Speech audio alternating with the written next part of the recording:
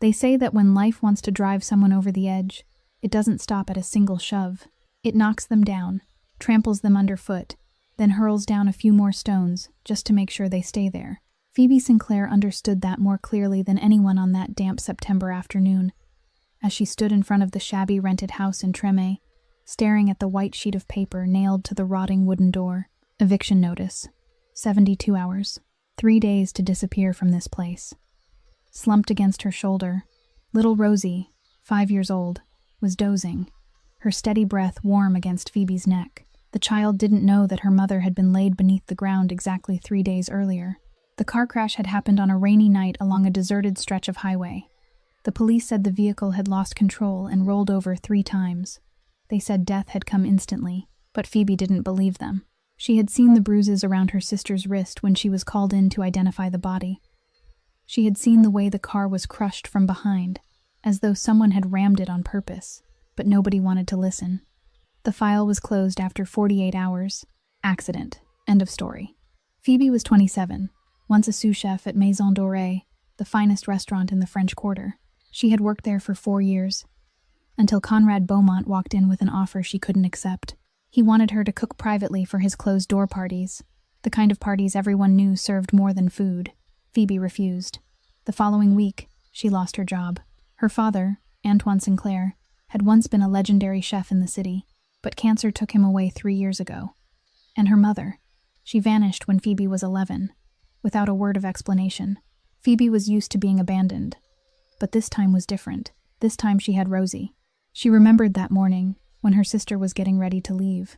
Her sister had taken her hand and looked straight into her eyes with a gravity Phoebe had never seen before. She said that no matter what happened, Phoebe had to keep Rosie safe.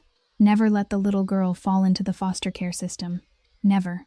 That was the last time Phoebe saw her alive. And now she had only 72 hours left. 3 days before Child Services came knocking. That short window of time was all that stood between her and losing Rosie forever. She had enough money in her bag for 3 days. There was no one to turn to. Phoebe pulled Rosie tighter into her arms. She wouldn't let that happen, not even if it cost her her life. And right then, the sound of an engine rolled in from the far end of the street. Not the sound of an ordinary car, but something low, smooth, expensive. A gleaming black Bentley moved slowly toward her and stopped directly in front of the house. The car door opened, and the man who stepped out made the blood in Phoebe's veins turn to ice.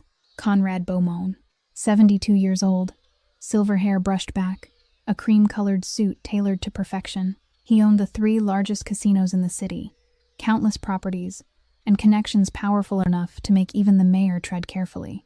People called him the uncrowned king of New Orleans. And now that king was standing here, his eyes fixed on her, a smile on his mouth that couldn't be read. Why had the most powerful man in the city appeared at the very moment she reached rock bottom? The answer would change Phoebe's fate forever. If you want to know what Conrad has brought with him, please give the video a like and share it with those who love deeply emotional stories. Subscribe to the channel so you won't miss the next part. Phoebe didn't wait for him to knock. She laid Rosie down on the old sofa, pulled the thin blanket over the little girl, then stepped forward and opened the door before Conrad Beaumont could even raise his hand. She had learned long ago that when you stand face to face with a predator, you mustn't ever let it see you tremble. Conrad stepped into the rented house as though he were entering one of his own luxury casinos. His steel-colored eyes swept across the cramped room, across the walls stained with spreading damp, across the worn table and chairs with their shaking legs, across every sign of poverty he had never once been forced to touch in his life. A smile as thin as a blade appeared on his lips. Phoebe folded her arms across her chest and asked him plainly what he wanted. Conrad lowered himself slowly into the wooden chair without waiting to be invited, as though this house belonged to him. And in a way, that wasn't untrue. He personally owned the property management company that was forcing her out. In an unhurried voice, he said he had come because of something connected to her father, Antoine Sinclair. The name sent a sharp ache through Phoebe's chest, even though 3 years had already passed. Conrad told her that before her father died, he had owned a piece of land in Terrebonne Parish, deep in the bayou swampland south of the city. 30 acres that he had been forced to sell to Conrad in order to cover the crushing debts left by hospital bills. Phoebe hadn't known. Her father had never spoken of it. Conrad went on, his tone as light as if he were talking about the weather. He described the land, 3 hours from the city by boat, lying in the middle of a swamp so deep that even locals didn't like going near it. The ground stayed underwater all year long. Alligators bred there like rats. Venomous snakes hung from tree branches like deadly fruit. There was no road leading in, no electricity, no clean water, only a rotting cabin her father had started building years ago, now almost swallowed whole by the wilderness. He gave a small shrug and said he had actually planned to leave it there and let the jungle erase it from the map, but then Conrad paused, tilted his head, and looked at Phoebe with an expression she couldn't read. He said he had heard about her, about losing her sister, about the little niece who now had no one left to care for her, about the eviction notice posted on the front door. He said he was a man of compassion, whether she believed that or not, and he wanted to help her. Conrad pulled a set of papers from the inside pocket of his suit jacket and laid them on the table between them. He would transfer that land to her, free of charge, no conditions. A gift, he said, in memory of Antoine, the gifted chef he had once admired. Phoebe looked at the papers, then lifted her eyes back to Conrad. She wasn't foolish. She could see the trap spread open in front of her. He was handing her a grave and calling it a home. He wanted her to take her little niece into the middle of that deadly swamp, to a place where no one could survive, and when she finally collapsed, he would stand far away and watch with a satisfied smile. This was his revenge for the fact that she had dared to refuse him 3 months earlier. Phoebe asked him directly what would happen if she said no. Conrad smiled, and the smile was cold as steel. In a gentle voice, he answered that saying no was perfectly fine. No problem at all. It was only that he had heard social services were being very diligent in trying to find a home for that poor child. They had a long list of families eager to adopt an orphan, and an unemployed young woman with no home, no family, and no support wouldn't have much chance of convincing a court that she was fit to raise a child. Phoebe felt as though someone had just driven a fist straight into her chest. She turned and looked toward the sofa, where Rosie was sleeping soundly, clutching her teddy bear in both arms. The child had no idea that her fate was being decided in this room by grown people carrying plans and calculations she would never understand. Phoebe closed her eyes for a second. She thought about the promise she had made to her sister. She thought about the deadly swamp Conrad had just described. She thought about those 72 hours ticking away minute by minute. Then she opened her eyes, looked straight into Conrad Beaumont's face, and spoke 2 simple words. "I'll take it." Conrad rose to his feet and brushed an imaginary speck of dust from the sleeve of his suit. He said it was a wise decision, and that he would send someone with the transfer papers in the morning. He wished her luck in a tone they both knew was false. Then he walked out the door, leaving behind the scent of expensive cologne and the shadow of the bargain that had just been struck. Phoebe stood there watching the Bentley disappear, knowing she had just signed her own death warrant. But it was a sentence she had chosen for herself, to keep Rosie, to keep her promise, even if the price was stepping straight into hell. The next morning, before the sun had even managed to burn away the clinging veil of mist over the city, Phoebe was already standing at a small boat dock on the edge of New Orleans. She stood there with 2 bags holding everything that was left of her life and Rosie's, a few changes of clothes, a handful of personal belongings, the worn old teddy bear Rosie never let go of, and a small box containing the memorial photographs of her father and her sister. Rosie stood beside her, one tiny hand clasped tightly around her aunt's, her wide round eyes staring in confusion at the old wooden boat waiting for them below the dock. The boatman was a thin old man, lean as a stick, his skin darkened by years of sun and wind, his yellow-stained teeth showing whenever he curled his lip. He didn't greet them, didn't ask a single question. He only looked at the aunt and niece, with an expression mixed with pity and contempt. It was the look of a man who had seen too many fools step into the swamp and never come back. Phoebe lifted Rosie into the boat and settled her beside her on a damp wooden bench. The old man started the engine, and the boat began to cut through the water, moving away from the dock, away from the city, away from everything familiar. The next 3 hours carried them through another world. The busy city slowly vanished behind them, replaced by winding waterways twisting like a maze with no way out. On both banks, ancient cypress trees rose out of the black water, their gray trunks bare and gaunt, like the skeletons of giants, stretching their arms toward the sky in a silent cry for help. Spanish moss covered the branches, hanging down in long, somber curtains like burial cloth draped over the forest. Sunlight struggled to pierce the dense canopy overhead, and what remained was only a pale green, ghostly light, as though the whole swamp existed inside some other dimension. The water was black and thick as ink, and nothing beneath the surface could be seen. Phoebe didn't know how deep it was, didn't know what creatures were hiding below, and perhaps she didn't want to know. Rosie began to fidget, her little hand tightening around Phoebe's sleeve.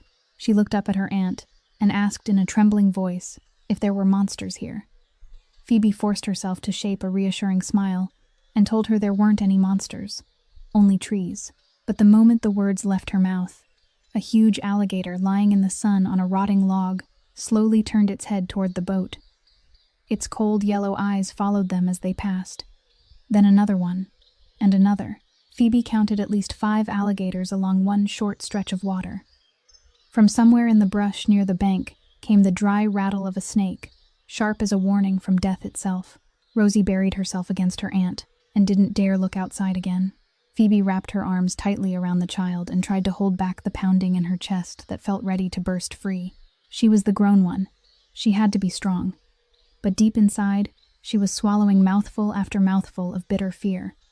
After 3 hours, the boat began to slow. Phoebe lifted her head and saw the dock. Or rather, what had once been a dock. The wooden planks were rotted and crooked, looking like the old boatman's mouth after nearly all the teeth had fallen out. Half the dock had sunk into the water, and the other half looked ready to collapse at any moment. And behind it, the cabin came into view. Phoebe felt as though someone had just punched her in the stomach. Conrad hadn't exaggerated. If anything, he had made it sound better than it was. This wasn't a cabin.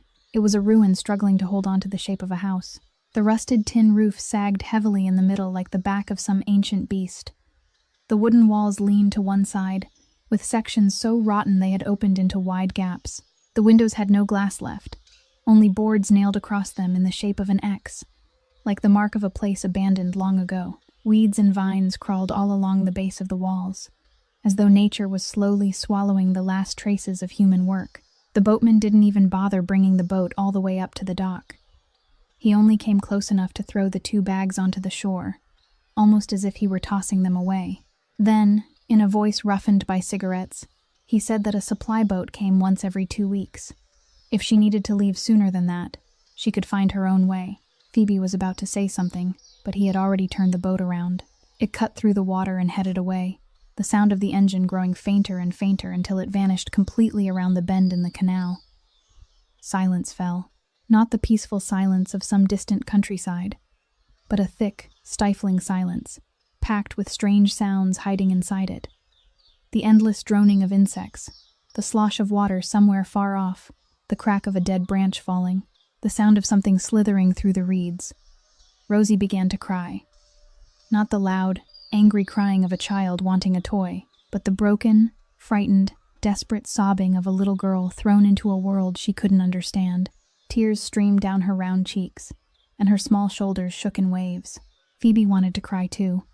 She wanted to sit down in the mud and weep until there were no tears left. She wanted to curse Conrad Beaumont, curse fate, curse the whole world that had driven her to this place, but she couldn't. She looked down at Rosie, her little niece trembling in her arms, the child she had sworn to protect at any cost, the only reason she was standing here, in the middle of this deadly swamp. Phoebe drew in a deep breath and forced her tears back down. She knelt, lifted Rosie's tear-soaked face in both hands, and looked straight into the child's reddened eyes. In the calmest voice she could gather, she said, "It's all right, sweetheart. We're going to clean up our new home. It's going to be all right. I promise." Rosie gave a small, choking sob, but then she nodded faintly, her little arms still wrapped tightly around the teddy bear. Phoebe rose to her feet, took her niece's hand, and stepped forward onto the rotten planks of the dock for the first time, toward the ruined cabin, toward the fight for survival she didn't know whether she could win. But she would fight. For Rosie. For the promise. Because it was the only thing she had left to do. Inside the cabin, it was even worse than Phoebe had imagined. Dust lay an inch thick across every surface, and spiderwebs stretched from the ceiling to the corners of the walls like ghostly curtains. The smell of mildew rushed straight into her nose and made it hard to breathe. The fading light of late afternoon slipped through the gaps in the roof and fell across the rotting wooden floor in dim streaks crowded with drifting dust. There was no electricity, no clean water, nothing but ruin and decay. In one corner of the room sat an old damp mattress, stained with blotches of unknown origin. When Phoebe turned it over, a swarm of rats scattered in every direction, their feet skittering across the wooden floor and making Rosie scream in terror. Phoebe pulled her niece tightly into her arms and soothed her, telling her they were only little rats and couldn't do anything to them. But she herself was swallowing back nausea as she looked around the room. She spent the whole afternoon cleaning, sweeping away layer after layer of dust, tearing down thick webs, dragging the moldy mattress outside into the sun. She found a cracked plastic bucket that could still hold water, a broom with a broken handle, and a few torn tarps in the corner of the shed. With that and almost nothing else, she tried to make one small space that was at least somewhat clean for Rosie. Night fell faster than she had expected. In the city, night came slowly, announced by streetlights flickering on one by one. But here, darkness dropped all at once like a giant black blanket thrown over the world. There were no streetlights, no glow from a neighbor's house, only darkness, thick and endless. Phoebe tried to build a fire in the old brick stove in the corner. The wood was damp, and smoke billowed everywhere instead of rising into a proper flame. She coughed until she choked, tears streaming from her eyes because of the smoke. But she still fought to keep the little fire alive for at least a little light and warmth. Rosie sat huddled on the tarp, her eyes red from the smoke and from crying too much all day. Mosquitoes swarmed around the two of them. Phoebe had already used up the small bottle of insect repellent she had brought, but it seemed to do nothing against the vicious swamp mosquitoes. By midnight, Rosie's arms and legs were covered in swollen red bites. The child scratched and cried at the same time, saying it itched so badly she couldn't stand it anymore. Phoebe pressed cold water against the bites, sang lullabies her own mother used to sing long ago, and tried to coax the little girl into sleep. But outside the cabin, the swamp night awakened with every terrifying sound imaginable. The insects droned without stopping, like a mad chorus that would never end. Water sloshed somewhere beyond the canal bank. Branches cracked. Something slithered and dragged itself over the wet ground just outside the cabin wall. Claws scraped against the rotten wood. Phoebe lay there holding Rosie, one hand wrapped tightly around the only kitchen knife she had brought with her. She didn't dare close her eyes, didn't dare breathe too hard. She only lay still, listening to every sound in the dark, and praying that whatever was stalking outside wouldn't find its way in. The first week passed like a nightmare stretched beyond endurance. On the first day, Phoebe found a rusted bucket she could use to catch rainwater, the only clean water source she had any hope of getting. On the second day, the insect repellent ran out completely, and she had to learn how to make something to drive mosquitoes away by mixing mud with leaves, half remembering what her father had once taught her. On the third day, she tried to repair the leaking roof, climbing a shaky, rotting ladder while Rosie stood below, looking up with worried eyes. On the fourth day, the ladder broke. Phoebe slipped, managed to grab the edge of the roof, but a sheet of rusted metal sliced a long gash across her calf. Blood poured down, mixing with the foul-smelling swamp water at her feet. She sat there in the mud, holding her bleeding leg. Tears began to fall, and this time she couldn't stop them anymore. For the first time since setting foot in this place, Phoebe allowed herself to cry. Not the quiet, stifled crying of the days before, but real crying, broken and raw, the kind that tore out of her like a child abandoned in the middle of a desert. Why was she here? Why did she have to endure all of this? Maybe Conrad had been right. Maybe she should give up, go back to the city and let social services place Rosie with a family that could give her a better life. The little girl would have a real home, electricity, water, hot food, grown people who could care for her properly, instead of a useless aunt who couldn't seem to do anything right. Then a small voice came from the doorway. "Aunt Phoebe, are you hurt? Why are you crying?" Phoebe lifted her head and saw Rosie standing there, her round eyes wide with worry. The child was still wearing her wrinkled pajamas, her hair tangled from a night without real sleep, her arms wrapped around the old teddy bear gone soft with wear. Rosie stepped forward carefully, avoiding the puddles, then knelt beside her aunt. From her pocket, she pulled out a little bandage, something Phoebe didn't even know she had been keeping. She said, "Let me put it on for you, okay? My mommy used to do this whenever I got hurt. Once it's on, it stops hurting right away." Phoebe looked at her tiny niece, trying so hard to place that little bandage over a wound as long as a handspan. It was useless. The bandage was too small, the wound too big, but the effort in the child's face, Those eyes so serious they were almost unbearably sweet. Those little trembling hands trying to place the bandage straight. All of it broke Phoebe's heart and stitched it back together at the same time. She remembered why she was here. She remembered the promise she had made to her sister. She remembered Rosie's face in sleep, peaceful and completely trusting in her aunt's arms. No, she didn't have the right to be weak. She didn't have the right to give up. Not because she was strong, but because she was the only person this child had. Phoebe wiped her tears away with the muddy back of her hand. She thanked Rosie and told her she felt better now, that she was such a good girl. Then she rose to her feet, her legs still bleeding, her clothes streaked with mud, but her back straight and her eyes fixed on the cabin. She told Rosie, "Come on, sweetheart, we still have a lot of work to do." Rosie took her aunt's hand and nodded, and they kept going, because it was the only thing they could do. By the third week in the swamp, Phoebe had begun to adjust to the primitive rhythm of life this place forced upon her. Every morning she woke to the shrill cries of birds, checked the fish traps she had fashioned from branches and rope, boiled rainwater for cooking, and tried to keep Rosie from dying of boredom while she struggled through the 100 daily tasks of survival. That afternoon, Phoebe was standing at the water's edge near the dock, trying to catch fish with a net she had made from a torn piece of tarp. Sweat had soaked through the back of her shirt even though the day was already leaning toward evening. Rosie sat a few steps away on the cabin stairs, playing with her teddy bear and talking to herself the way children so often do. Then suddenly, the sound of an engine drifted in from far away. Phoebe lifted her head and listened. It wasn't the sputtering engine of the supply boat she had grown used to. This sound was entirely different, lower, stronger, steady as the heartbeat of a hunting beast drawing closer. The survival instinct sharpened through 3 relentless weeks flared alive at once. Phoebe threw down the net, ran to Rosie, grabbed the little girl by the hand, and pulled her into the cabin. Rosie asked in alarm what was happening, but Phoebe only told her to get inside, crawl under the bed, and not come out until Aunt Phoebe called for her. The child's eyes widened in fear, but she obeyed, clutching her teddy bear as she slipped beneath the frame of the rotting wooden bed. Phoebe turned back, gripping the only kitchen knife she owned, and stood in the cabin doorway staring out toward the canal. The boat appeared around the bend, and it didn't look like anything she had ever seen in this swamp. It was a speedboat, its black aluminum body gleaming as if it were polished every day. Twin engines roared behind it, leaving a streak of white water across the dark canal. It was too new, too expensive, too out of place here. The boat slowed as it neared her crumbling dock. Phoebe counted 3 men on board, and when the boat pulled in, she understood at once which one was in charge. The first man to step off was tall, probably over 6 feet, with shoulders as broad as a door, filling the whole view as he came up the dock. His black hair was cut short in a military style, not a single strand out of place, and on that sharply carved face, as though it had been cut from stone, a faint scar ran from his temple down to his left cheek, the mark of a life she didn't want to imagine. But the most frightening thing was his eyes, gray like the sky before a storm, cold, sharp, dangerous.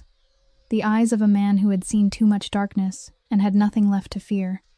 He was dressed in black from head to toe, black shirt, black trousers, black leather shoes, as though he were on his way to a funeral, or as though he were preparing to create one. The other 2 men followed behind him, dressed in black as well, carrying the same look in their eyes, the look of men long familiar with violence.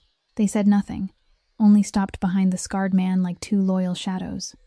He walked toward the cabin and stopped a few steps away from Phoebe. His eyes swept over the ruined house, over the rusted metal roof, over the old nameplate faded almost beyond reading, the one she had never bothered to remove, and then came to rest on the knife in her hand. Something flickered in his gaze for a moment. Surprise, perhaps, or amusement. She couldn't tell. Then he spoke, his voice deep and cold as the bottom of a well. He asked who had given her permission to stay here. Phoebe didn't step back, and her voice didn't shake. She answered that she owned this place, legally, with the papers to prove it. One of his brows lifted, as if that were the most interesting answer he had heard all day. He turned and gave a signal to one of the men behind him. The man stepped forward, and Phoebe understood there was no choice except to hand over the documents. She went inside the cabin, retrieved the packet Conrad had given her, and handed it to the underling. The man flipped through a few pages, then nodded to his boss, confirming that the papers were valid. The land had been transferred from Beaumont nearly a month ago. The storm-gray eyes narrowed at the sound of that name. He asked Phoebe what she did for Conrad Beaumont. Phoebe almost let out a bitter laugh. She answered that she did nothing for him. He had given her this land, and if he wanted to know why, the answer was because Conrad wanted to watch her die here. Silence spread between them. The swamp wind moved past, carrying the smell of mud and rotting leaves. The two men behind him glanced at each other, unable to hide their surprise at her blunt answer. And then the scarred man did something Phoebe hadn't expected. He laughed. It wasn't a warm laugh, or a friendly one. It was quiet and dry, like the sound of dead leaves breaking underfoot. He said that at least she wasn't stupid.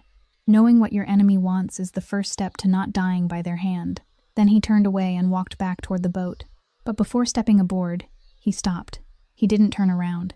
He only called back over his shoulder. He said this area was under his control. If she wanted to survive, she shouldn't go more than 2 miles south, and she mustn't ever let anyone see what passed through this canal at night. Then he climbed into the boat. The engines roared, and the black vessel sliced through the water and vanished around the bend as quickly as it had come. Phoebe stood there, the knife still in her hand, her heart pounding as if it were trying to tear itself apart.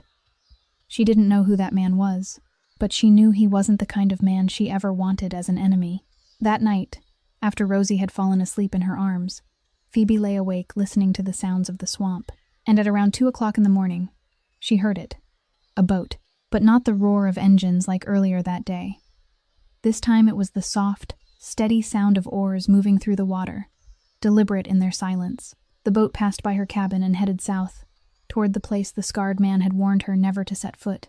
Phoebe didn't look outside. She didn't want to know. She didn't need to know. She only needed to survive, keep Rosie safe, and stay far away from whatever moved through the darkness of this swamp. That was her plan, but fate, as always, had other plans. 1 week after the encounter with the scarred man, Phoebe woke at dawn as she did every morning. She stepped out onto the cabin porch, drew in a breath of the swamp's damp air, and prepared herself for another long day of trying to find food. But her feet stopped in the middle of the step when her eyes landed on something lying on the dock.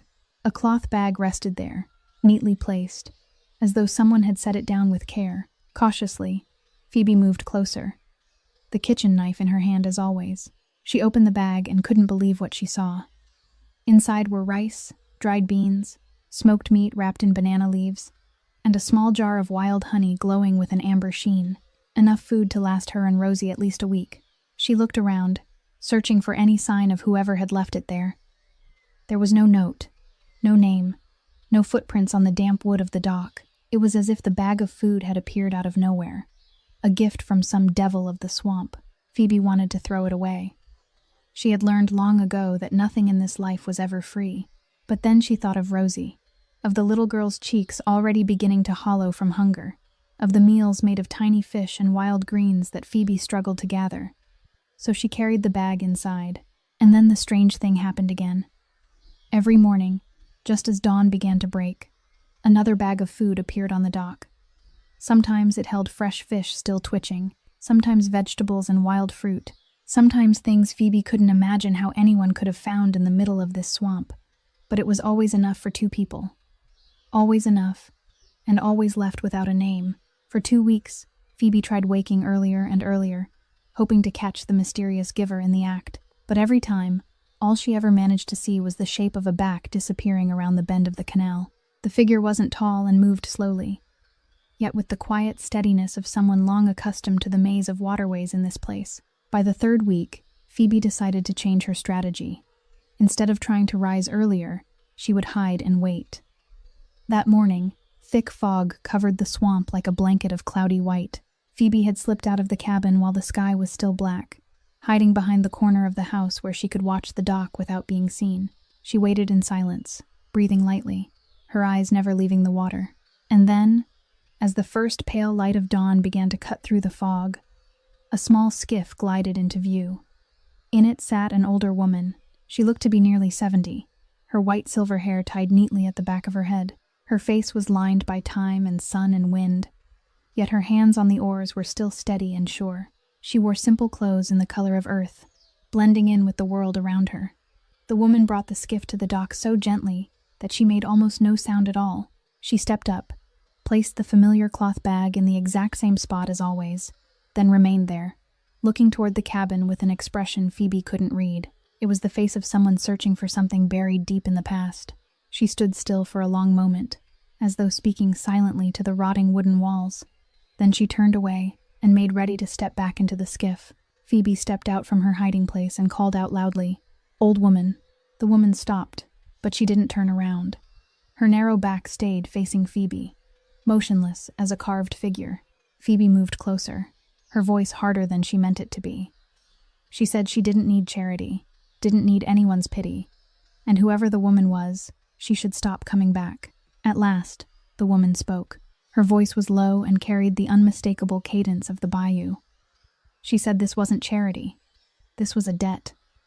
Phoebe froze. A debt to whom? Owed by whom? Slowly, the woman turned around, and the moment their eyes met, Phoebe felt as though someone had poured a bucket of cold water over her head. The woman's eyes were dark as bayou water at midnight, deep and endless, holding something Phoebe couldn't name. They were the eyes of someone who had carried pain for so long that it had become part of the soul itself. Then she spoke again, her voice light as breath and yet heavy as stone. She owed Antoine Sinclair, Phoebe's father. Phoebe stood rooted where she was, her heart missing a beat. She heard her father's name spoken aloud in the middle of this wild swamp, from the lips of a strange woman she had never seen in her life. Her father, the man who had died 3 years ago, the man she had believed she knew everything about. This woman knew her father? Here, in this forsaken place where Phoebe had thought there could be no connection at all to her own life. Who was she? And what debt was she talking about? The fog still curled around the two women standing face to face on the rotting dock.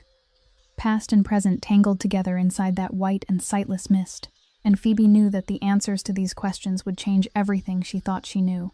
Marguerite Dubois. That was the name of the mysterious woman who had appeared each morning on the dock with a bag of food. She sat across from Phoebe inside the miserable cabin, near the small fire flickering weakly in the old brick stove.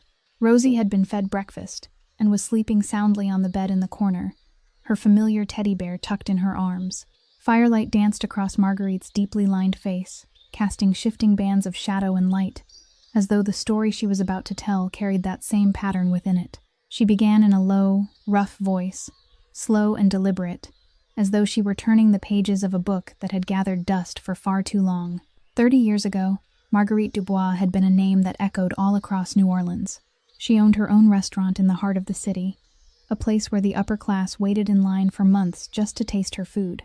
Critics called her a culinary sorceress, a woman who could turn the humblest ingredients into masterpieces. And her greatest rival had been Antoine Sinclair. They were as different as water and fire. Antoine cooked in the classical French tradition, exact down to every gram of seasoning, flawless down to the smallest decorative detail. Marguerite, on the other hand, broke every rule she touched. She brought wild ingredients from the swamp into elegant kitchens, turned moss and water lilies into appetizers, and cooked alligator into a delicacy that even kings would have craved. They competed fiercely for years. The newspapers called it a war between two geniuses. But then, one day, Antoine appeared at the back door of her restaurant carrying a bottle of wine and a strange request.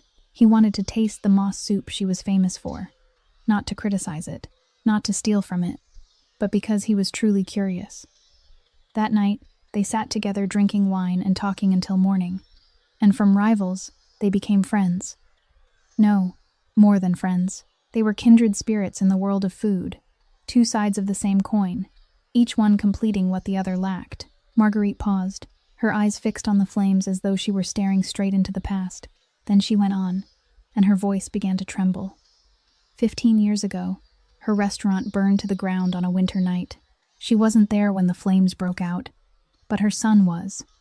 He was 23, apprenticing in the kitchen, preparing to inherit his mother's life's work. He didn't make it out. By the time Marguerite arrived, the fire had already devoured everything.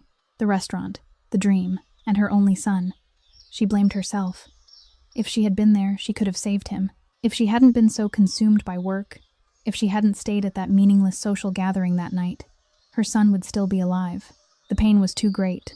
She couldn't bear it. She sold everything she owned, gave up everything, and disappeared. She came to this swamp, where no one knew who she was, where she could live like a ghost and wait for death. But Antoine wouldn't let her die. He found her after 6 months of searching through the bayou. He came to the small cabin where she was living, not to persuade her to return, not to offer hollow words of comfort. He said only one thing.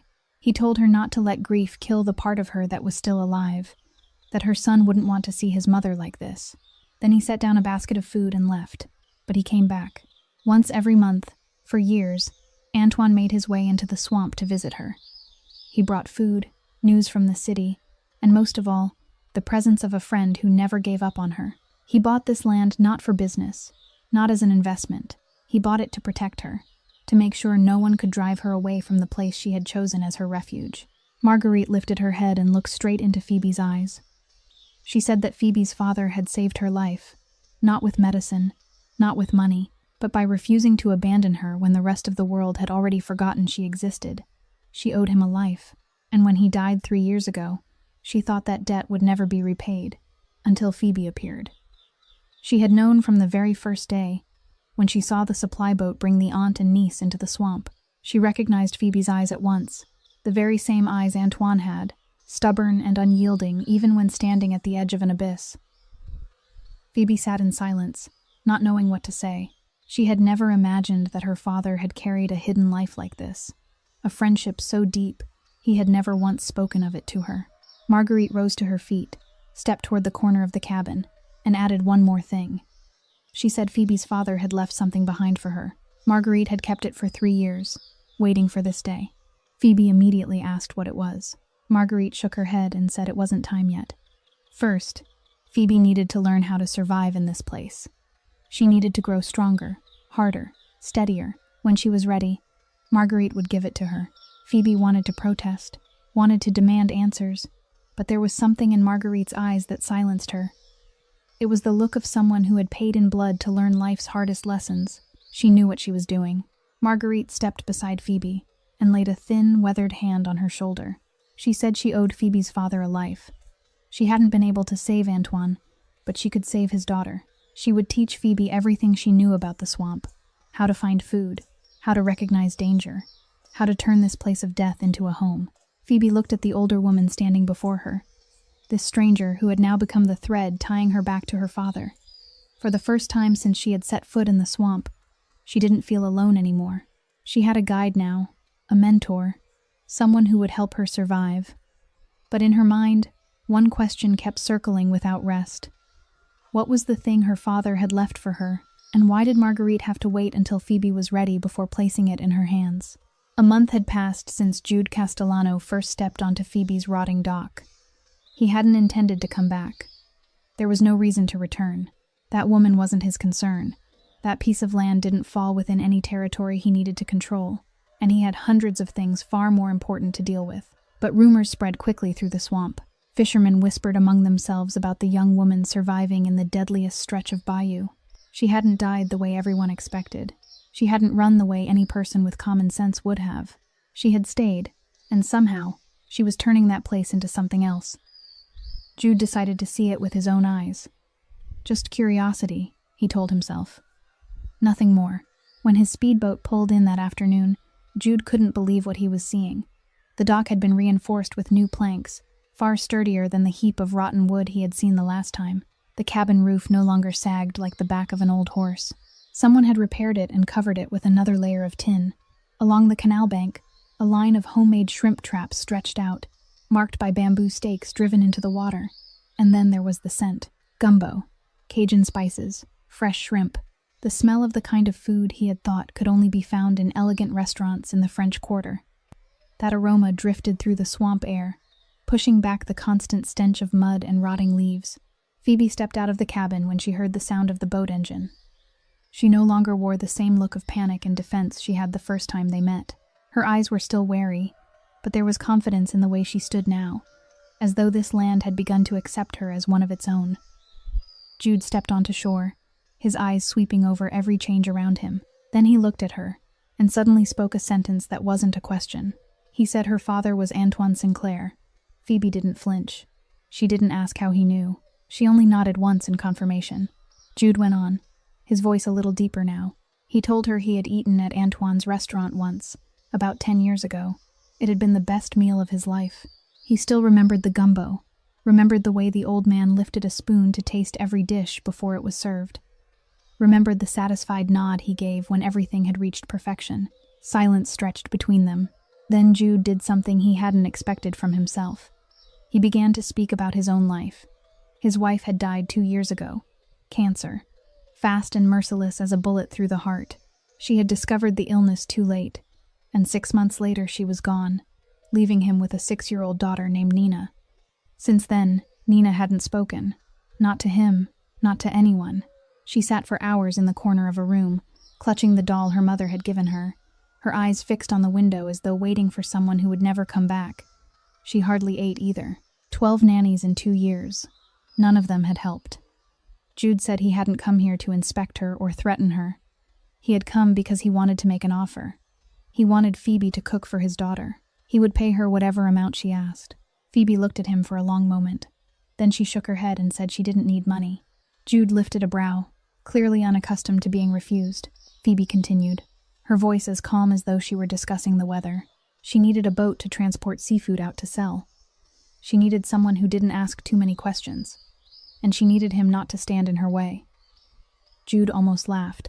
This girl was negotiating with him as though they were equal partners. As though she didn't know who he was or what he was capable of. Or perhaps she did know and simply didn't care. He nodded and gave a single, simple answer. Fine. Deal. That evening, Phoebe brought Rosie with her to Jude's house on the edge of the swamp. It was a 2-story wooden home hidden beneath ancient cypress trees. Not flashy like the mansions in the city, but solid and secretive. The kind of home built by a man who wanted distance from the outside world. Nina was sitting in the corner of the living room when they arrived. She was 6 years old, with black hair like her father's, but eyes of brilliant blue that must have come from her mother. Those eyes were empty, staring out the window without truly seeing anything. Her hands clung tightly to an old cloth doll, worn soft from use. Rosie, with the fearless innocence only children possess, ran straight to Nina before Phoebe could stop her. She told Nina the doll was beautiful, said she liked teddy bears better but dolls were nice too, then asked what the doll's name was, what Nina had named her. Nina didn't answer, but something changed in those blue eyes. For the first time in a very long while, her gaze drifted away from the window and turned toward the strange little girl chattering beside her. Phoebe watched it all, then turned toward the kitchen and began to cook. She made gumbo from the recipe her father had taught her, the dish that had made his name famous all across New Orleans. She baked cornbread brushed with wild honey Marguerite had given her. She let the smell of the food fill the house, slipping into every corner, into every breath. When dinner was placed on the table, Rosie took Nina by the hand and led her there. The older girl didn't resist. She let the strange child pull her along as though it were the most natural thing in the world. Nina looked at the bowl of gumbo in front of her, looked at Phoebe, looked back at the bowl. Then slowly, she picked up the spoon. The first bite, the second, the third. The bowl of gumbo slowly emptied until there was nothing left. And then, in the thick and astonished silence of the room, a small voice was heard. One single word. More. The first word Nina had spoken in 2 years. Phoebe lifted her head and caught Jude's gaze from where he stood in the kitchen doorway. The hard man with the scar across his face, the man the whole swamp feared, was standing there with tears in his eyes, unable to believe what had just happened. That night, when Phoebe and Rosie left, Jude stood at the dock watching their small skiff disappear into the darkness. He didn't know who this woman really was, where she had come from, or why she had been able to do what 12 nannies in 2 years never could. But he knew one thing. She was extraordinary, and he was going to keep her here, no matter the cost. The original agreement had been once a week. Phoebe would come cook for Nina, and in return Jude would lend her a boat and a driver so she could transport seafood out to sell. Simple, clear, with nothing more attached to it. But everything changed faster than she expected. In the first week, Nina ate 3 full bowls of gumbo and spoke 5 words. In the second week, she began waiting at the door before Phoebe's boat had even reached the dock. By the 3rd week, 1 visit had turned into 3, because Jude called to say Nina refused to eat anything that Phoebe hadn't cooked. Nina began talking more, but only to 2 people, Rosie and Phoebe. With her father, she remained as silent as before, as though some invisible wall stood there. one she couldn't or wouldn't break through. But with Rosie, Nina became an entirely different child, one who knew how to laugh, how to fight over toys, how to whisper secrets that only children could understand. One evening, after dinner, while Phoebe was getting ready to take Rosie back to the cabin, Jude suddenly spoke. He said the upstairs of his house was still empty. 2 rooms, heated, with hot water, with everything that the cabin in the swamp didn't have. Nina needed a friend, and that little girl, he said, looking toward Rosie, needed a decent home too. Phoebe stood frozen, unsure how to respond. Every instinct in her was screaming not to get involved, not to depend on anyone, especially not a man the entire swamp feared. She didn't know what Jude did in the dark. She didn't know what those boats passing at midnight were carrying. She only knew that getting entangled with him meant stepping into a world whose rules she didn't understand. But then she heard laughter from the living room. Rosie and Nina were sitting on the floor, building a castle out of wooden blocks that Jude had somehow found and brought home. The 2 little girls were laughing and squabbling, innocent, as if the outside world didn't exist. It was the first time Phoebe had seen Rosie laugh like that since her mother died. She turned back to Jude and said she would pay rent by cooking. She wouldn't take charity from anyone, including him. Jude looked at her for a long moment, then gave the faintest smile, a rare smile she had never seen on that cold, hard face before. He nodded and said one word, "Fair." Phoebe and Rosie moved into the upstairs rooms of Jude's wooden house the following week. Life slowly began to take shape in a new rhythm. In the mornings, Phoebe woke early and prepared breakfast for the whole household. Then she rode deeper into the swamp to meet Marguerite and learn the lessons of survival and business the older woman was teaching her. How to set shrimp traps effectively, how to tell which fish would sell for the highest price, how to gather herbs in the right season so they held their best flavor. In the afternoons, she returned to prepare supper, and the evenings became family time, though it was the strangest family she could ever have imagined. Rosie and Nina became sisters without sharing blood. They slept in the same room, shared toys, and whispered together deep into the night until Phoebe had to come in and scold them into finally going to sleep. Nina still didn't speak much to her father, but at least she no longer sat staring out the window like a ghost. Jude changed too, though slowly and in ways that were easy to miss. He still disappeared late at night. He still took phone calls no one else was allowed to hear. Men dressed in black still came to meet him inside the study with the door shut tight. But at breakfast, he began showing up at the table. At supper, he came home earlier than he used to, and now and then, Phoebe would catch him standing in Nina's doorway, looking at his sleeping daughter with an expression she couldn't quite read. Marguerite became part of this strange family too. She came to visit every week, bringing herbs from the swamp and stories from the past. She taught Nina and Rosie how to recognize plants, which ones could be eaten, which could be turned into medicine, and which ones mustn't ever be touched. The girls called her Grandma Maggie, and she became their unofficial grandmother. One evening after supper, Phoebe stood in the kitchen doorway and looked out into the living room. Jude was washing dishes, something Marguerite insisted he had never done once in his life before. Nina and Rosie were sitting on the rug, arguing over who got to tell the next story about lessons, because Jude had hired a tutor to teach both girls at home. Marguerite sat in the armchair, telling them about her youth when she had still been a famous chef, about lavish parties, distinguished guests, and the life that had now faded into the distance like an old dream. Phoebe stood there and felt something she had thought was gone forever from the moment her sister died. Family. Not family by blood, family by choice, by shared meals, by children's laughter, by the presence of people who cared for one another even though they had no obligation to do so. But in the middle of that warmth, Phoebe still remembered what Marguerite had said on the first day they met. Her father had left something for her. Marguerite was keeping it, and when Phoebe was ready, she would hand it over. Phoebe had asked many times, but Marguerite always shook her head and gave the same answer. "Not yet, you'll know when you're ready." Looking at the warm room filled with the people she had begun to think of as family, Phoebe found herself wondering if perhaps now was that time. And whatever it was her father had left behind, could it change everything she now had? One late autumn afternoon, when the sunlight poured through the cypress canopy like golden honey, Marguerite told Phoebe that the time had come. She didn't explain any further. She simply climbed into her small skiff and motioned for Phoebe to follow. They paddled deep into the swamp, through channels Phoebe had never traveled before, places where the light struggled to break through and the air hung heavy with the scent of damp moss. After nearly an hour, they arrived at a place Phoebe had never imagined could exist in the middle of such wilderness. Marguerite's little hut stood hidden beneath the trees, almost impossible to spot from the main waterway. It was simple, but tidy, built from sturdy cypress wood, with a roof thatched in palm leaves now darkened by time. Inside, dried herbs hung in bundles from the ceiling. Cooking tools were arranged neatly on wooden shelves, and a small stove sat in the corner.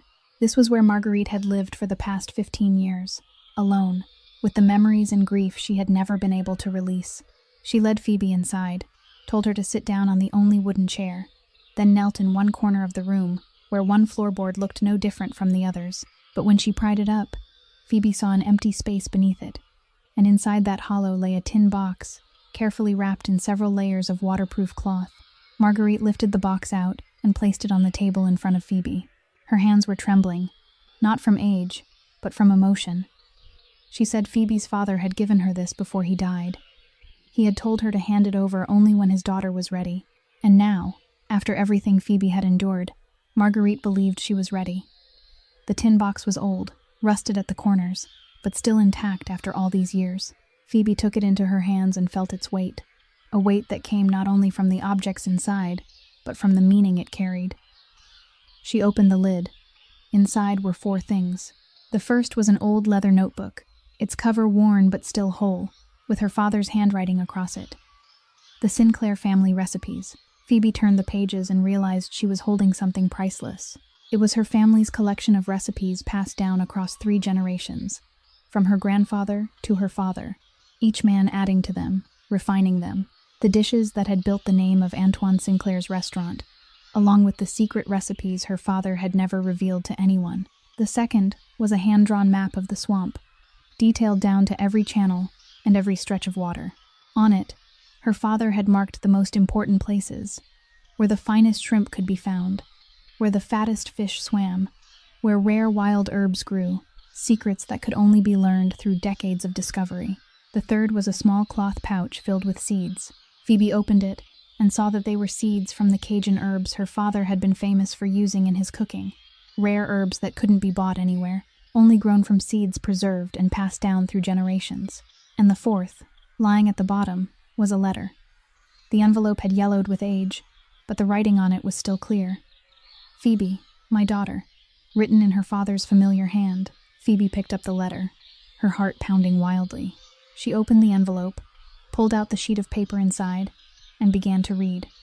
Her father had written that if she was reading those words, it meant he was no longer in this world, and if she was reading them in the place he believed she would be, then it meant she had found her way to the swamp he loved like part of his own blood. He knew she would wonder why he had kept this place a secret, why he had never told her about it. The answer, he wrote, was simple.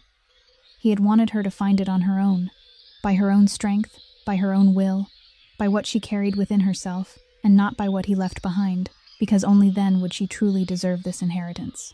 This swamp was not a place of death the way people believed. This swamp was a place of rebirth.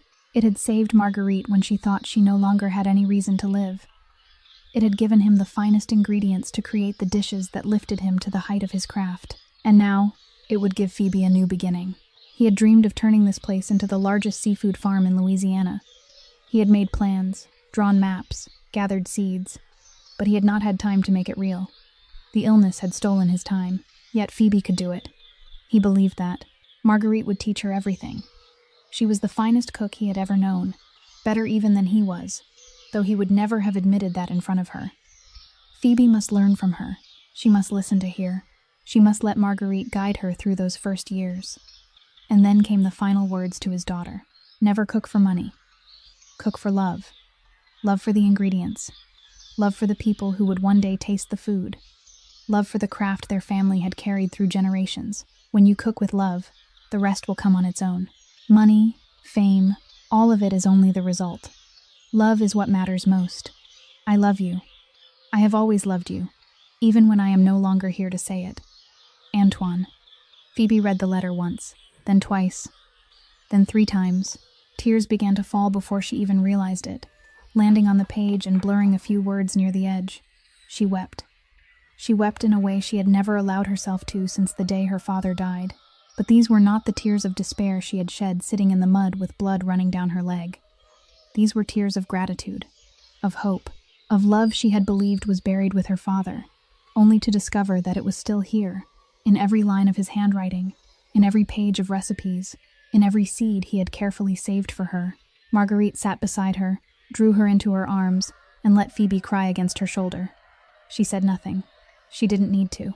She only needed to be there, just as Phoebe's father had once been there for her 15 years earlier.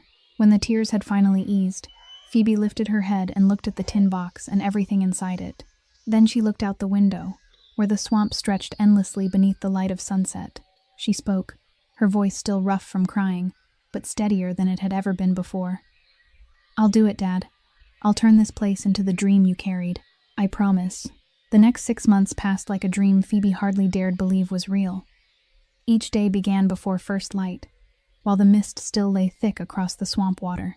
She learned everything Marguerite had to teach, from how to set shrimp traps for the best yield, to how to recognize which waters held the finest seafood, to how to harvest herbs at the exact right moment so their flavor would remain at its richest. The map her father left behind became her compass. Phoebe marked every location, every bend in the canal, every stretch of water her father had noted, and then she began to build.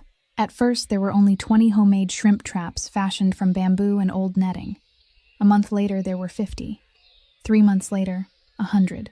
The traps stretched along the waterways she had explored, each one marked carefully, so it could be found again with ease.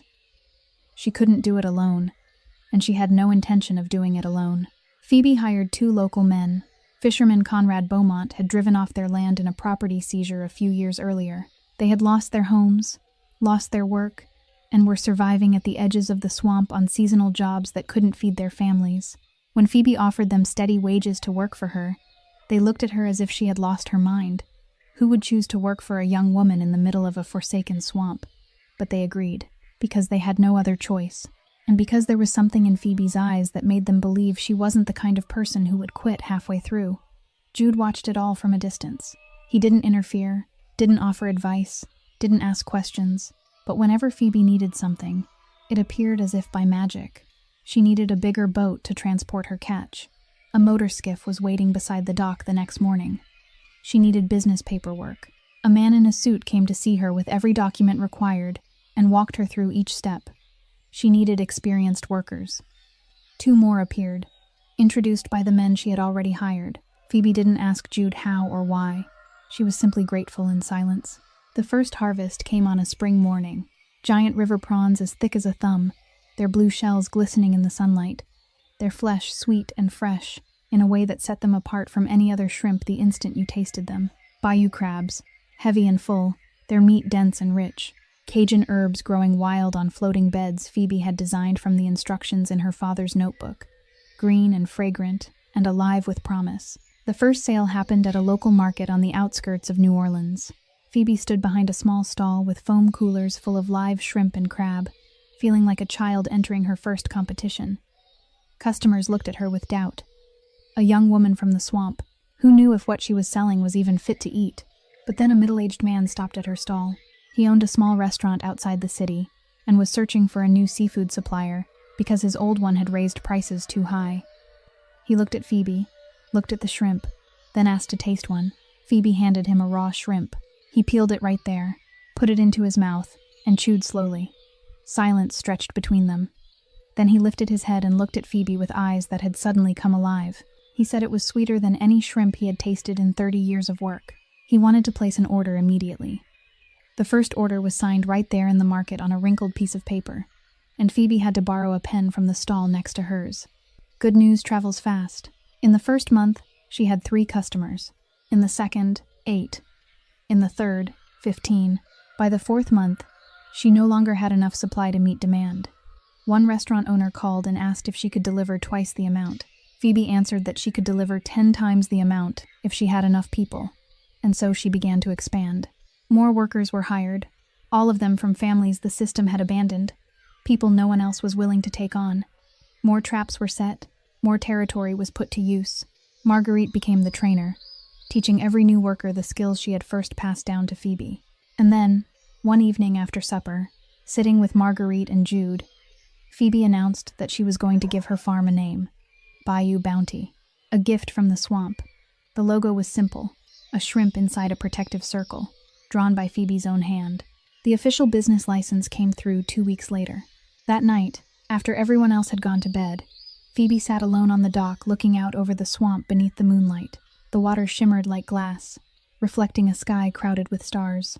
Somewhere in the brush, insects sang like a wild symphony. She thought back to the first day she had arrived here, when the cabin was still a ruin, when she sat crying in the mud with blood running down her leg, when she believed Conrad Beaumont had already won. But look at this now. From the place where he wanted to bury her, she had built life. From the grave he handed her, she had made an empire of her own. For the first time in a very long while, Phoebe smiled. A real smile, easy and unguarded, no longer strained or hiding pain behind it. But deep inside, she knew the fight wasn't over. Conrad Beaumont wasn't the kind of man who accepted defeat. When he learned she was still alive, still thriving, he would come back. And this time, he wouldn't be gentle. Conrad Beaumont's penthouse sat on the highest floor of the most luxurious building in the French Quarter, looking out over the whole of New Orleans like a king surveying his kingdom. That morning, he sat in an expensive leather chair, a glass of whiskey in his hand, his eyes moving across the local newspaper a servant had just brought upstairs. And then he stopped at the business section. The bold headline struck him like a slap across the face. Bayou Bounty, the seafood farm rising out of the swamp, the inspiring story of a young businesswoman. Beneath it was a photograph of Phoebe Sinclair, standing in front of her dock with a radiant smile, surrounded by workers and crates of fresh seafood. She hadn't died. She hadn't collapsed. She hadn't come crawling back to the city to beg for his pity the way he had imagined 100 times. Instead, she was smiling, succeeding, turning the land he had handed her as a death sentence into something the press was praising as inspiring. The whiskey glass cracked in Conrad's hand. He didn't even realize how hard he had gripped it until the liquor spilled onto the floor and shards of glass sliced into his palm. But he didn't feel the pain. He felt only anger, a boiling, black anger that had been hiding in his chest since the day Phoebe dared to refuse him. Conrad wasn't the kind of man who attacked head-on. That wasn't his style. He had built his empire through subtlety, through moves his enemies never saw until it was already too late. He picked up the telephone and began to call. Late-night calls to the right people, people who owed him favors, people who feared him, people willing to do whatever it took to keep their place inside the system he had spent years building. In the first week, a food safety inspector showed up at Bayou Bounty, a man in a suit carrying a leather briefcase, looking around the farm as though he could smell rot in the air. He said someone had filed a complaint about unsafe water sources and an inspection was required. Phoebe let him inspect everything. It all passed. But the following week, he came back with a different reason. And the week after that. And the week after that. Every time, a new excuse. Every time, a more ridiculous demand. The business license needed to be reviewed again. The farming area had to be measured again. The shrimp feed had to be tested for quality. Needed, and needed. Then things escalated.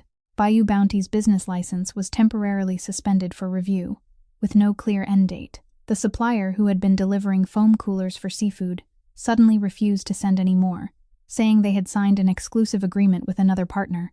Some of the restaurants Phoebe had been supplying abruptly canceled their orders without explanation. Phoebe didn't need anyone to explain. She knew exactly whose hand was pulling the strings behind it all. Conrad Beaumont had decided to make his move. The workers began to worry. They had families to feed, bills to pay. If the farm shut down, they would be thrown back into the precarious lives they had thought they had escaped. Marguerite was trembling with anger, but she was powerless.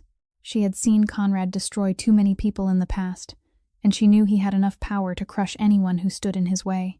Phoebe couldn't sleep for nights on end. She lay in the upstairs room of Jude's house, staring at the ceiling, her mind spinning with plans and fears. She had come too far to give up, but she also didn't know how to fight an enemy with that kind of power. The breaking point came on a moonless night. Jude was away on business she never asked about. Phoebe was home with Rosie and Nina, both girls fast asleep in their room. The sound of a boat engine came from far off, unlike any sound she had grown used to. Phoebe stepped out onto the porch, and her heart went cold when she saw the boat pulling in. 3 men climbed out, their faces hidden in darkness, moving with the easy swagger of men accustomed to violence. The one in front walked straight toward her, a crooked smile stretching over his scarred face. He said this area wasn't safe for a single woman with 2 little girls. Bad things could happen at any time, but if she was willing to pay a small amount every month, they would be happy to protect her and her farm. Phoebe understood immediately what this was. They weren't acting on their own. Someone had sent them to frighten her, to pressure her, to force her to bow her head. She drew in a slow breath, looked straight into the leader's eyes without blinking, and said in a voice cold as ice that he could go back and tell whoever had sent him that she wasn't afraid. If they wanted to take anything from her, they would have to step over her dead body. The man laughed, and the sound echoed through the dark night. His companions laughed too, as though she had just told the funniest story they had ever heard. But then the laughter stopped all at once. A figure stepped out of the darkness behind the cabin. Jude Castellano. He didn't say a word. He simply stood there beside Phoebe, his eyes moving over the men in front of them. No weapon, no threat. The mere fact of his presence was enough. The leader recognized him first. The color drained from his scarred face as though he had just looked straight at death. He took one step back and signaled to the others. All 3 vanished into the darkness as quickly as they had appeared, without another word. Phoebe stood there, her heart still pounding like war drums, watching their boat disappear into the night. Then she turned toward Jude, the man still standing beside her like a statue. She wanted to ask where he had come from, how he had known, why he had arrived at exactly the right moment. But before she could speak, Jude said it himself, his voice low and steady as stone. "From now on, you won't be alone anymore." That morning, thick fog covered the surface of the swamp like a blanket of cloudy white. Phoebe was checking the shrimp traps by the dock when the sound of a boat engine drifted in from the distance. She lifted her head, her eyes narrowing with caution. Ever since the night those thugs had appeared, she no longer took any uninvited visitor lightly. The boat coming toward her was elegant, not a fishing boat or a supply boat like the ones she had grown used to. When it pulled in, a young woman stepped out, and Phoebe knew at once that she didn't belong in this place. She looked about 28, dressed in a perfectly tailored light gray business suit, with expensive heels that sank straight into the mud the moment she stepped onto the dock. Her brown hair was tied neatly at the nape of her neck, her face touched with understated makeup, and her sharp brown eyes were taking in everything around her with a mix of curiosity and unease. Phoebe tightened her grip on the harvesting knife in her hand and didn't let it go. She asked bluntly who she was and who had given her permission to come here. The woman stopped a few steps away, as if she understood that coming any closer right then wouldn't be wise. She introduced herself as Camille Beaumont. That last name struck Phoebe like a clap of thunder. Beaumont, Conrad Beaumont's granddaughter. Blood of her enemy's blood. Phoebe let out a cold laugh and asked whether her grandfather had sent her. Had he sent her to spy, or to persuade Phoebe to give up with some generous offer? Camille shook her head, her voice calm but edged with urgency. She said no. Her grandfather didn't know she was here, and if he did, she would be the next one destroyed, just like so many others before her. Phoebe didn't lower the knife, but she listened. There was something in Camille's voice, a desperation hidden beneath the polished professionalism, that kept Phoebe from throwing her off the property at once. Camille explained that she was a lawyer at the largest law firm in the state, a firm owned by the Beaumont family. In 5 years of working there, she had watched her grandfather destroy countless people, countless small businesses, countless dreams, lawsuits arranged to crush his opponents, contracts written as traps for the people who signed them, lawyers hired not to defend justice, but to twist it. She couldn't endure it any longer. Phoebe asked why she had come here. Out of all the people Conrad had victimized, why had she chosen to help her? Camille fell silent for a moment, as if weighing how much she should reveal. Then she answered that it was because she knew exactly what her grandfather was doing to Phoebe. She knew every tactic, every move, because she had watched him use them dozens of times before. And there was another reason. Her mother had once been a friend of Antoine Sinclair. They had known each other when they were young, before her mother married into the Beaumont family. But when her mother dared to oppose Conrad over one of his dirty business dealings, he forced her out of the family. Divorce, not a dollar of support, no custody of her child. Camille had grown up under her grandfather's guardianship, trained to become a tool of his empire. But she had never forgotten her mother, and she had never forgiven Conrad. Phoebe lowered the knife, though she still didn't trust her completely. She asked Camille how she intended to help. Camille opened the leather briefcase she had brought and pulled out a thick stack of files. She explained that it contained all the legal documents connected to what Conrad was doing to Bayou Bounty. the baseless suspension of the business license, the constant inspections without cause. She had analyzed everything and found the weak points in the way Conrad was attacking, the places where he had crossed the limits the law actually allowed. She proposed that Phoebe needed to form an official company, register Bayou Bounty as a protected trademark, and complete every legal procedure according to regulation. If everything was done properly, Conrad wouldn't be able to touch her through the law. Phoebe nodded slowly. But then she asked the question both of them already knew the answer to. What about the attacks that happen outside the law? Silence stretched between them. Camille lowered her gaze and admitted that some things lay beyond her reach. A lawyer could only fight inside the legal system. As for the things that happened in the dark, she had no power there. Phoebe understood. That part would belong to Jude. She looked at Camille and asked plainly what she wanted in return. No one did something like this without a reason. Camille lifted her head, and for the first time Phoebe saw real hurt in those brown eyes. She said she wanted freedom. When Phoebe succeeded, when Bayou Bounty stood strong enough that Conrad could no longer do anything to it, Phoebe should give her a job. Any job at all. As long as it let her stay far away from her family, escape the shadow of her grandfather, and begin again with a life where she wasn't a tool for anyone. Phoebe looked into Camille's eyes for a long time. She saw there the desperation of someone trying to break free from chains, the same desperation she herself had carried a year earlier when she stood before that collapsing cabin in the middle of the swamp. Two women from two different worlds, yet both driven to the edge by Conrad Beaumont. Phoebe nodded. It was a simple nod, but it marked the beginning of an alliance Conrad Beaumont never would have imagined. The granddaughter he had trained to become a weapon would now use that very knowledge against him. Camille kept her word. She worked tirelessly, putting Bayou Bounty's legal foundation in perfect order, registering the trademark, establishing the company officially, and preparing every document so thoroughly that no inspector could find a single flaw. But Conrad Beaumont wasn't a man who played by the rules. He had other ways. The inspectors kept coming, even when they had no legitimate reason. They arrived, looked around, scribbled notes into their little books, then left with expressions full of quiet implication. No violations were ever found, but their presence was a reminder all the same. A reminder that Conrad was still watching, still waiting. Then one night, Phoebe woke to the sound of something wrong. When she ran outside, the dock had been vandalized. The planks she and the workers had spent weeks repairing were now floating on the water. The ropes had been cut. The shrimp traps near the shore had been smashed to pieces. No one was there, but the message was as clear as daylight. Conrad Beaumont wasn't giving up. He would never give up until Phoebe either broke or disappeared. The next morning, Jude looked at the ruined dock with eyes as cold as steel. He said nothing. He offered no comment, no promise, no comfort. He simply turned and walked away, stepped into his boat, and vanished into the morning fog of the swamp. He didn't come back that day. He didn't return the next day either. Phoebe tried not to worry, but she found herself listening for the sound of a boat engine every time any noise rose from the canal. Nina noticed her father's absence too. The little girl asked Phoebe where her father had gone, why he hadn't come home. Phoebe forced a smile and said he had gone to take care of some business, that he would be back soon. But she didn't know whether she was telling the truth or only trying to calm herself. On the third night, just when Phoebe had almost given up waiting, the familiar sound of his engine came out of the dark. She stood on the porch and watched the speedboat pull in, and then Jude stepped off. He looked exhausted. There were shadows beneath his eyes, and a few scratches marked his black shirt, as though he had brushed against something sharp, but he offered no explanation. He said not one word about what had happened over those 2 days, where he had gone, or what he had done.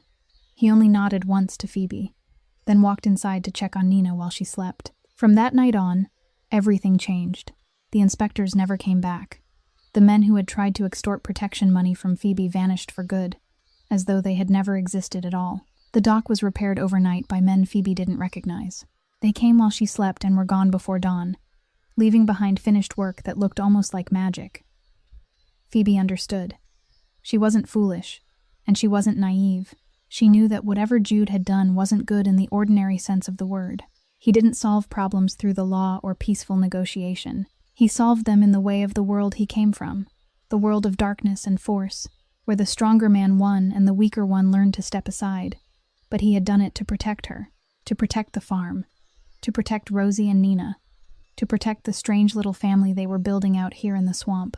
One night, after the children had fallen asleep, Phoebe found Jude sitting alone on the porch, looking out over the water shimmering under the moonlight. She brought out 2 cups of hot tea, set one beside him, then lowered herself into the chair next to his without saying a word. Silence stretched between them, but it was an easy silence, not an awkward one.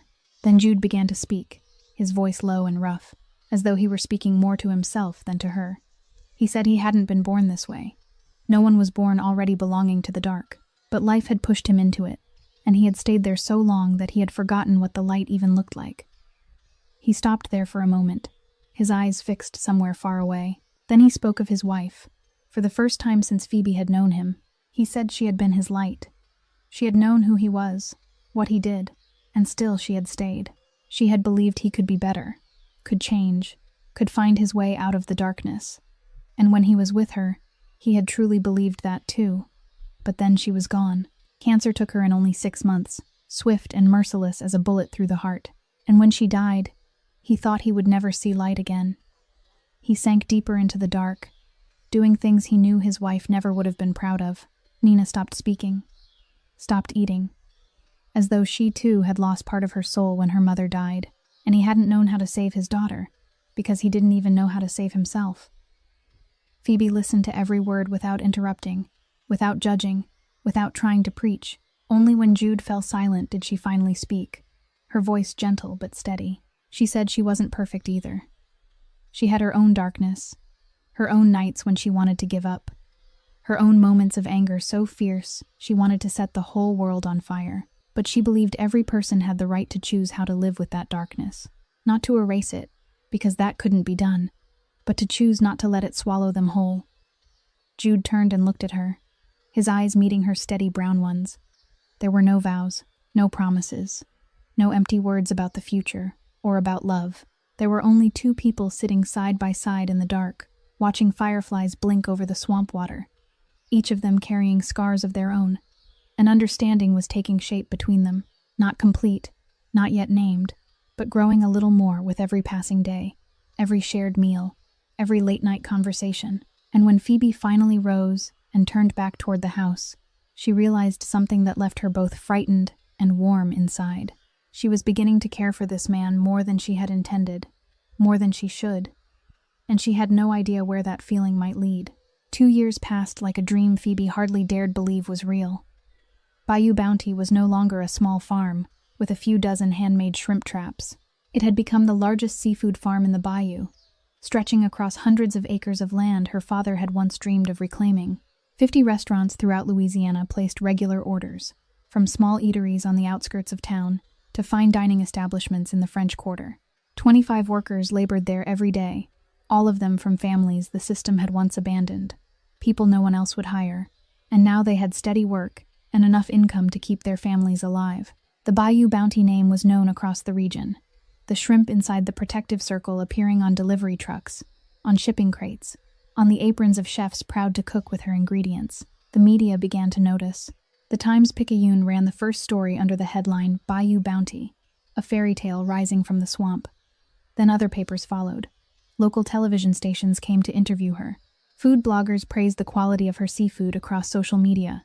And then, in the end, Forbes arrived.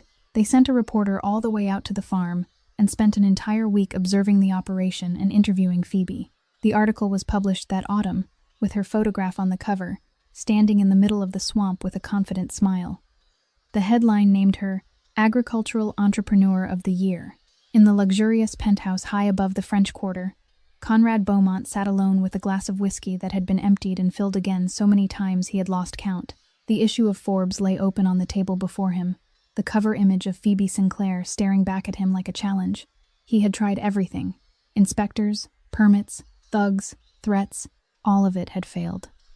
The girl he had wanted buried in the swamp had not only survived, she had risen from the mud and shone brighter than anyone he had ever tried to crush. Conrad stared at the photograph for a long time, then finally turned his face away. For the first time in his life, he had to admit that he had lost.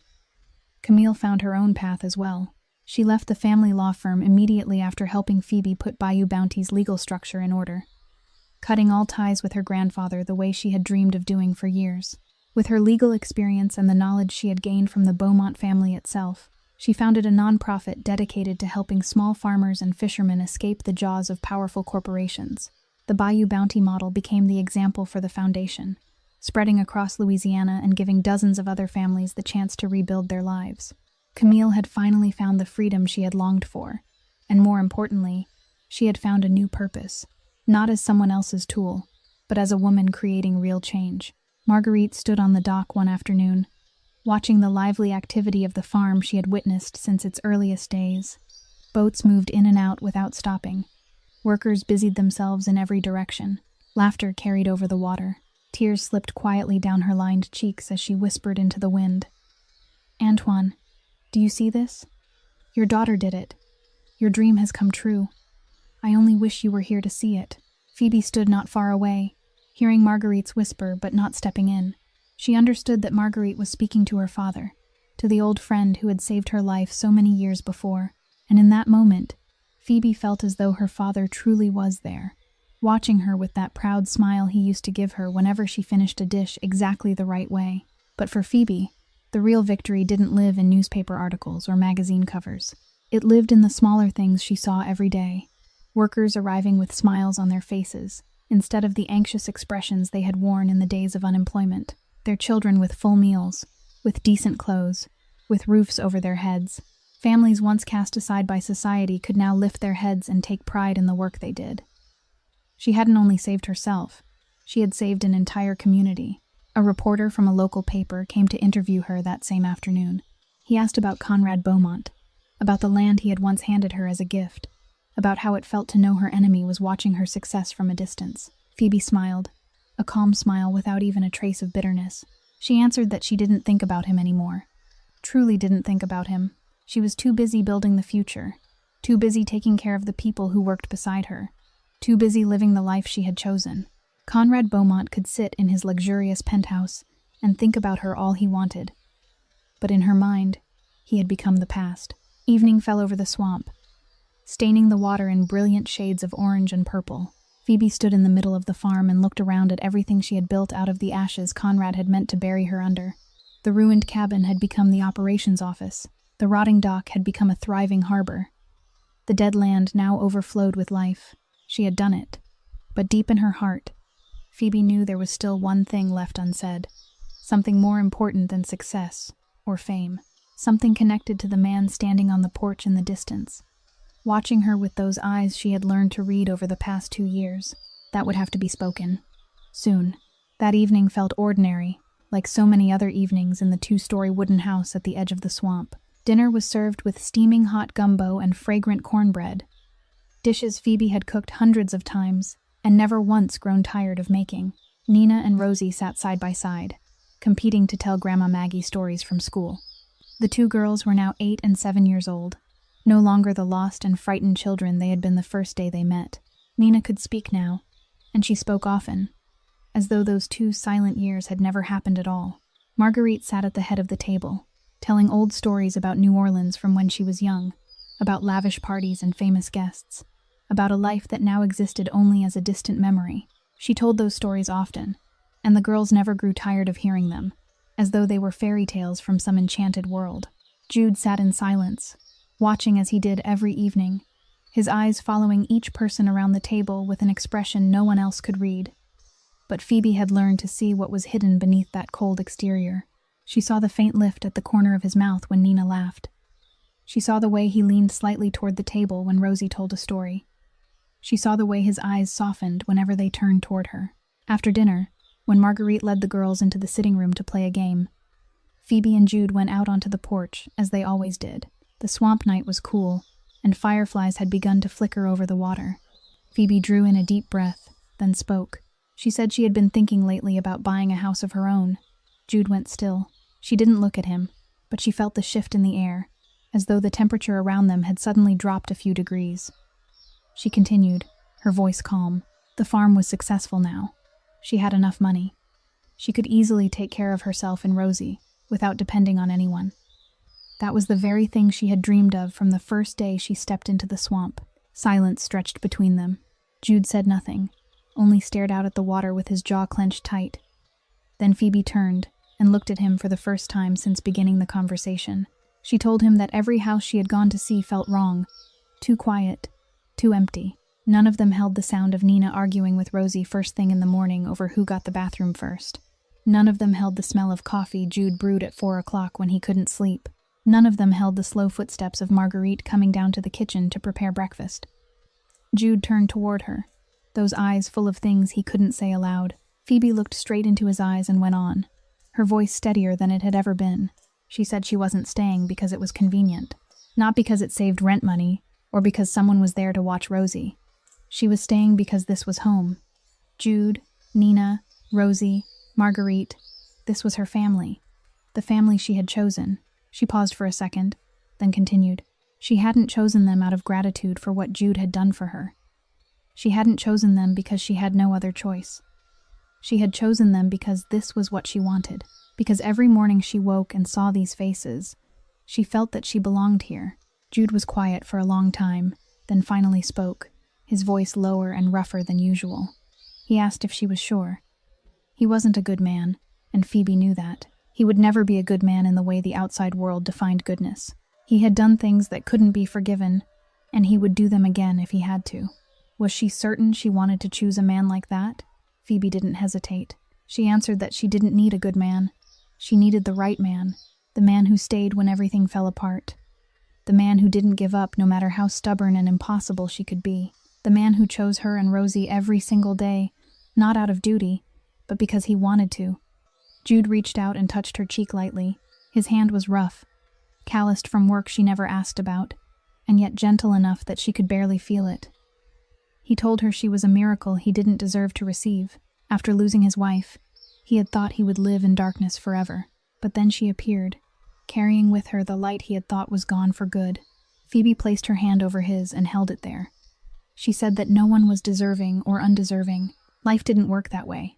There was only choosing and being chosen, and she had chosen him. The only question was whether he chose her too.